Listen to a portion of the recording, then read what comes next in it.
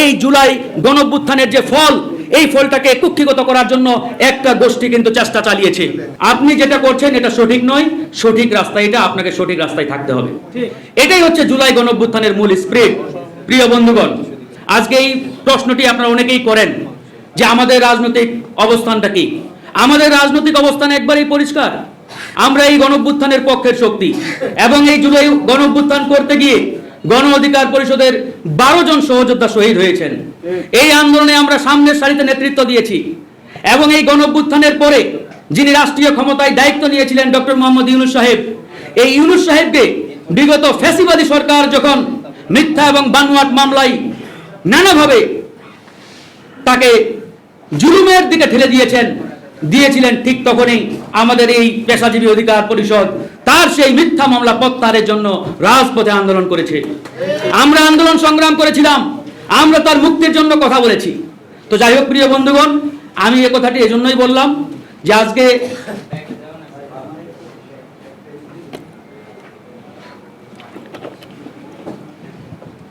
আজকে আমাদের এই পেশাজীবী সংগঠনের বন্ধুদের যে ভূমিকা, এই ভূমিকাকে আমরা অনেকেই সঠিকভাবে মূল্যায়নও করতে পারি না, স্মরণও করতে চাই না।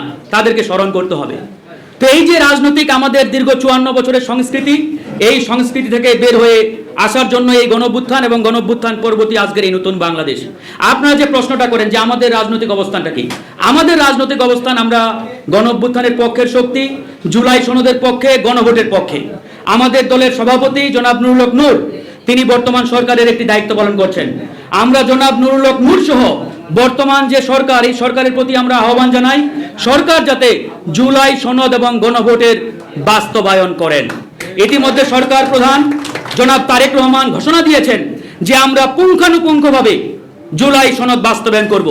আমরা তার এই ঘোষণার উপরে আস্থা রাখতে চাই এবং জনাব তারেক রহমানকে বলতে চাই, জনগণের যে আকাঙ্ক্ষা, জনগণের যে প্রত্যাশা, জনগণের যে ডিমান্ড, যে গণঅভ্যুত্থানের মধ্য দিয়ে আজকে আমরা একটি নতুন বাংলাদেশ পেয়েছি, সেই গণঅভ্যুত্থানের যে মূল স্পিরিট, এটা যাতে বাস্তবায়ন করা হয়, আমরা তাকে সহ তার সরকারকে আমরা আহ্বান এখনো জানাচ্ছি।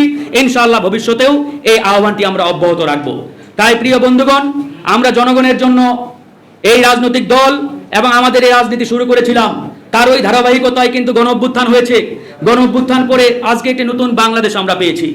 আমরা যদি সেই 2018 সালে ঐতিহাসিক কোটা সংস্কার আন্দোলন শুরু না করতাম, হয়তোবা আজকেও আমরা ফ্যাসিবাদের জাতাকলে পিষ্ট হতে হতো আমাদের। আমরা শুরু করেছিলাম বিধায় আল্লাহ পাকের রহমত এবং সকল রাজনৈতিক দলের সম্মিলিত প্রচেষ্টার মধ্য দিয়ে দীর্ঘ লড়াই সংগ্রামের পরে 2024 সালে আমরা এই ফ্যাসিবাদকে বাংলাদেশ থেকে উৎখাত করেছি। আজকের এই নতুন বাংলাদেশ, এই নতুন বাংলাদেশে একক কোনো ব্যক্তি, দল কিংবা সংগঠনের ক্রেডিট নেই।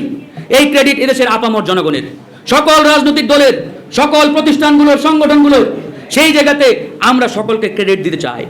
আসলে সমস্যাটা কোথায় দাঁড়ায়? ওই যে আমরা 71-এর কথা বলি, যে 71-এর মহান মুক্তিযুদ্ধ যেমন এদেশের আপামর জনগণ করেছিল, কোনো একক ব্যক্তি কিংবা গোষ্ঠী করে নাই, করেছিল এদেশের জনগণ।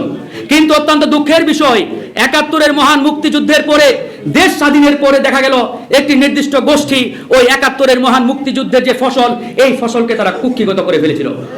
এই জন্য 71 পরবর্তী সময়ে মুক্তিযুদ্ধ নিয়ে আজকের এই বিতর্ক 54 বছরেও শেষ হয় নাই বন্ধুগণ।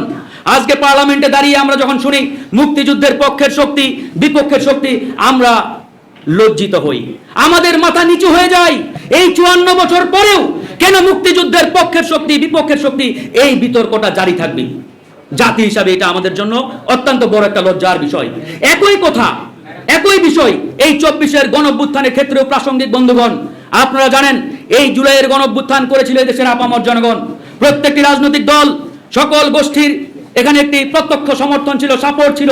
কিন্তু অত্যন্ত দুঃখের বিষয় যে এই গণঅভ্যুত্থানের পরেও, এই কারণেই আজকে গণঅভ্যুত্থানের 2 বছর যেতে না যেতেই আজকে দেখেন এই জুলাই বিপ্লবের পক্ষের শক্তি, বিপক্ষের শক্তি দাঁড়িয়ে গেছে। এইভাবে চলতে থাকলে আমাদের এই বিপ্লব কিংবা গণঅভ্যুত্থানগুলো ভবিষ্যতেও কিন্তু ভয়াবহ প্রশ্নের